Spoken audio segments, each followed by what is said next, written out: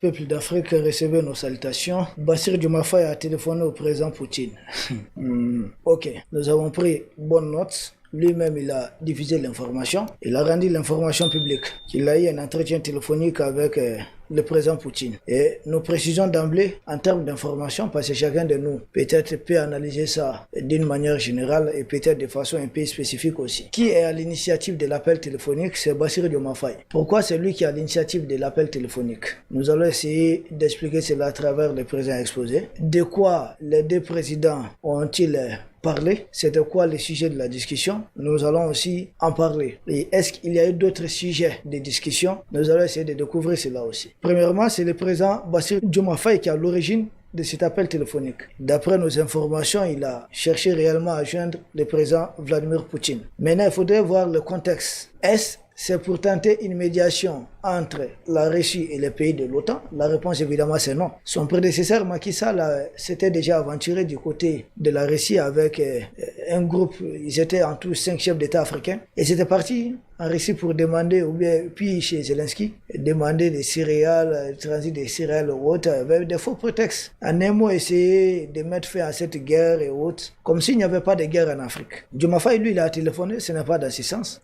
Selon lui-même, le président Diomaye Faye, il dit que c'est pour discuter des questions régionales, c'est-à-dire comprenez précisément de quoi il a parlé. Il a surtout mis l'accent sur la CEDEAO. Ils ont effectivement parlé de la CEDEAO. Diomaye Faye a appelé le président Poutine pour parler de la CEDEAO. Et pourquoi cela?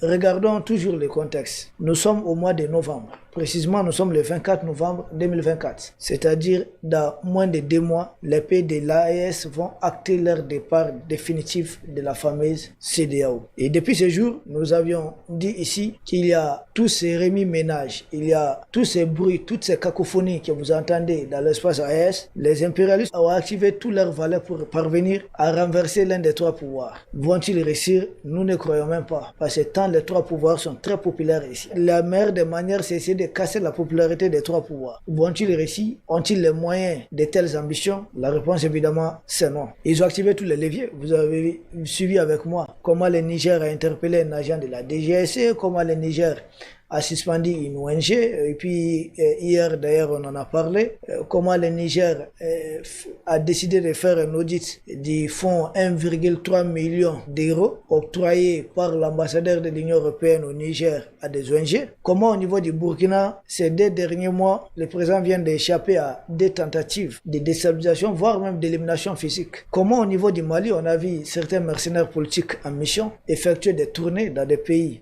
européens et dans d'autres pays. On essaye de saisir la moindre occasion pour faire beaucoup de bruit. Il suffit qu'il ait un mal de tête quelque part au Mali, on va dire c'est à cause des militaires. Malgré cela, l'opinion nationale soutient fermement les autorités en place. Je suis au Mali, nous savons de quoi nous parlons. Donc face à tout cela, tous leurs plans d'élimination physique, activer des terreaux, les touristes ont été activés, des mercenaires politiques activés, des mercenaires médiatiques activés, des mercenaires armés activés, toutes les tentatives pour venir à bout de l'un des 3 pouvoirs au niveau de l'Est, toutes ces tentatives ont échoué. Mais puisque c'est des gens qui n'ont pas dit leur dernier, l'objectif c'est de maintenir les pays de l'Est dans la fameuse CEDEAO. Or la CEDEAO aujourd'hui, elle est propriété des impérialistes. C'est Emmanuel Macron qui dit j'appelle le président en exercice de la CEDEAO et il va vous sanctionner. Et puis le lendemain, le président en exercice de la CEDEAO fait cela. C'est Emmanuel Macron qui dit on ne veut pas de guerre en Europe, on ne veut pas de guerre chez nous. C'est Macron qui dit au pays de la CEDEAO préparez-vous à aller faire la guerre au Niger et nous-mêmes la France on va vous appuyer. C'est Emmanuel Macron qui dit que les Nord-Coréens ne doivent pas mettre pied en Europe pour faire la guerre. Mais Emmanuel Macron a fait venir tous les pays, beaucoup de pays européens ici. Des Anglais, des Allemands, des Italiens, des Espagnols, des Lettoniens, des Estoniens, des Lituaniens, de temps en temps. Ici, il a appelé ça Takuba, qui est pour nous aider à combattre les touristes. Les tourismes, c'est tellement aggravé. Et depuis que notre pays s'est assumé, dire qu'on ne veut plus de base de ces gens-là ici chez nous, de nous laisser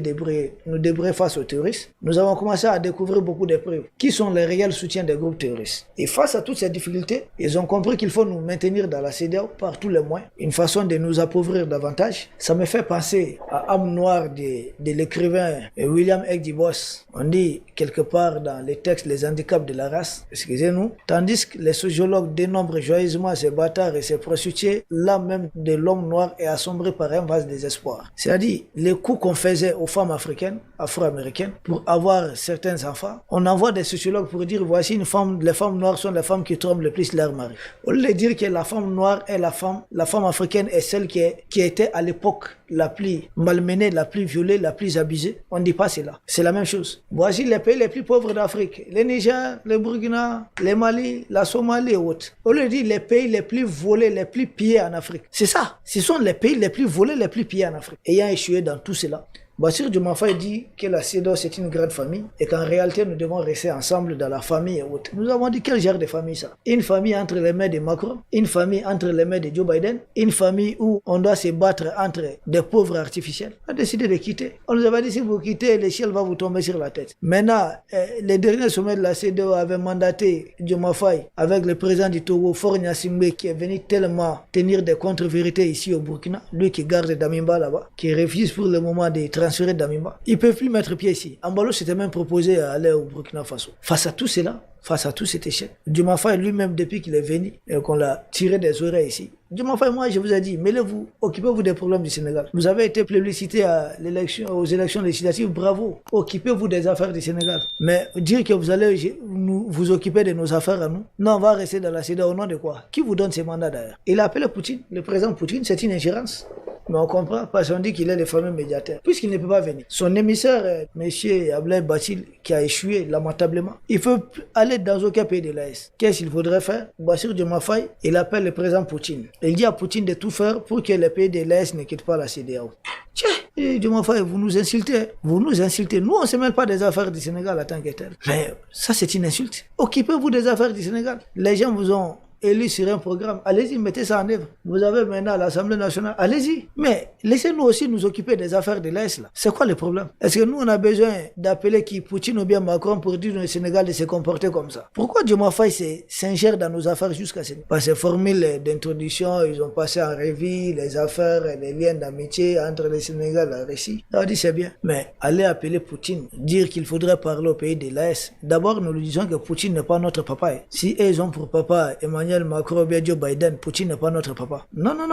C'est un partenaire. Nous collaborons, nous discutons d'égal à égal. Nous ne sommes pas un pays vassalisé à la Russie. Si vous êtes vassalisé à Macron, là, nous on a dépassé ce stade. Selon notre ministre des Affaires étrangères, que je salue au passage, Abdoulaye Diop, nous ne sommes mariés à personne. Vous ne pouvez pas tenir le même discours. Nous ne sommes mariés à personne. Vous appelez Poutine pourquoi? Pourquoi c'est Poutine que vous appelez? Donc vous êtes convaincu que Poutine c'est vraiment le maître des pays de l'AES. Poutine ne peut pas nous fixer dans les yeux et dire cela. Il est le président de la Russie. Chez nous, le président, son excellence, général 5 étoiles, Assimi Goïta est le président du Mali. Si vous voulez parler du Mali, adressez-vous à votre homologue du Mali. Si vous voulez parler du Burkina, adressez-vous à notre brillant, notre brave capitaine, chef d'État du Faso, le capitaine, son excellence Ibrahim Traoré. Si vous voulez parler des affaires du Niger, adressez-vous au président du Niger, son excellence, l'éclairé, l'illustre général Abdourahmane Tiani. Vous appelez Poutine, Poutine est notre président. Donc c'est ce logiciel-là qui a toujours été utilisé par les impérialistes. Donc, beaucoup de pays africains sont convaincus qu'ils ont un mentor, ils ont un papa, ils ont un grand maître. Nous, on n'a pas de grand maître. Nous, on a des partenaires qui sont sincères.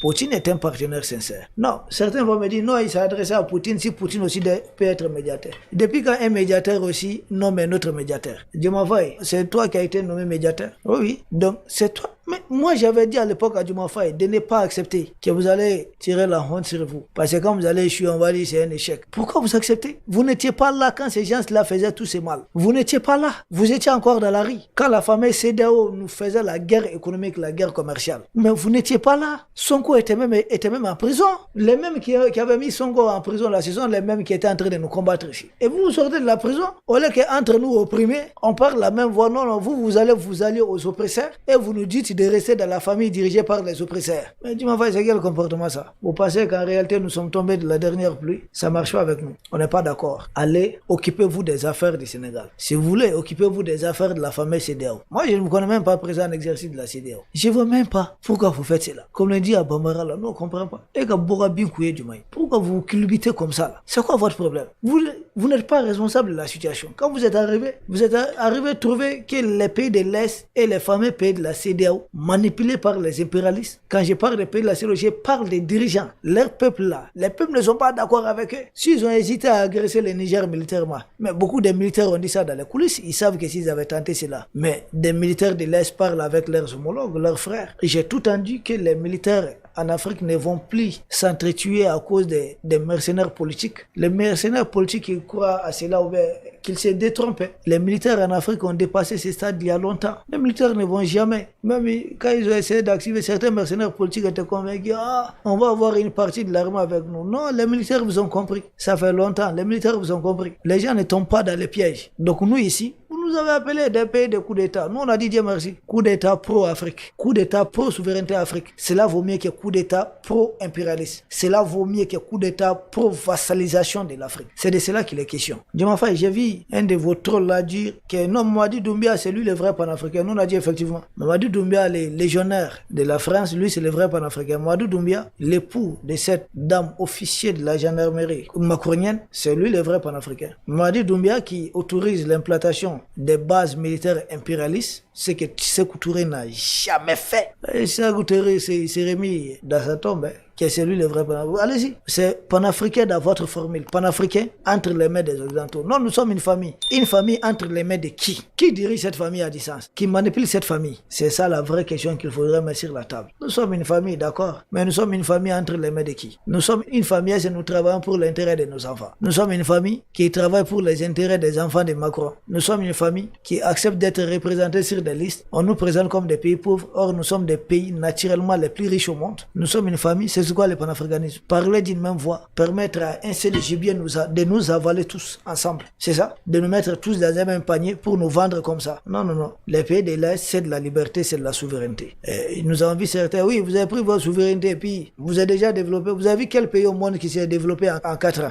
La Chine a mis combien des années avant d'atteindre ce niveau? Les États-Unis ont mis combien des années? Les autres pays ont mis combien des années? Donc, au pays de l'Est, on va dire, il faut mettre 4 ans, soyez déjà comme les Qatar, Singapour. Non. Mais ça serait très rapide. On va pas mettre 20 ans quand même. Ça serait très rapide. Et les choses bougent maintenant. Les choses bougent réellement. Nous sommes l'un des rares, les pays de l'Est sont des rares pays en Afrique à ne pas être sécurisés par des bases militaires du colon de l'impérialisme. Donc, nous disons à Diomaye, si vous avez appelé Poutine, on va vous montrer à plus vite que Poutine n'est pas notre père. Et déjà, même si Poutine tente une médiation, ça serait un échec. On va vous montrer à plus B qu'on n'est pas dans ce jeu-là. Si vous êtes là, les gens vont activer Macron. Macron vous appelle sa zone d'influence. Nous ne sommes la zone d'influence des personnes. Voilà. Poutine est le président de la Russie. Nous avons nos présidents. Ils ont leur peuple. Nous avons notre peuple. Il y a l'amitié, il y a la fraternité entre nos peuples. Il y a le respect. Parce que peut-être nous avons des ennemis communs. Mais nous ne sommes la zone d'influence des personnes. Donc, Diomaye, restez dans vos histoires de zones d'influence. Ça même là, ça va énerver nos présidents. Ah non, non, ça va les fâcher davantage. Et vous n'aurez plus gain de cause. Je ne crois pas. Si vous venez, ils vont mal vous parler cette fois-ci. Parce que vous avez très mal agi. Ce comportement-là, c'est pas respectueux. Peuple d'Afrique, c'est de ça qu'on voulait parler. Nous vous remercions et à très bientôt pour un prochain numéro. L'Afrique libre, nous allons gagner et c'est possible. Merci.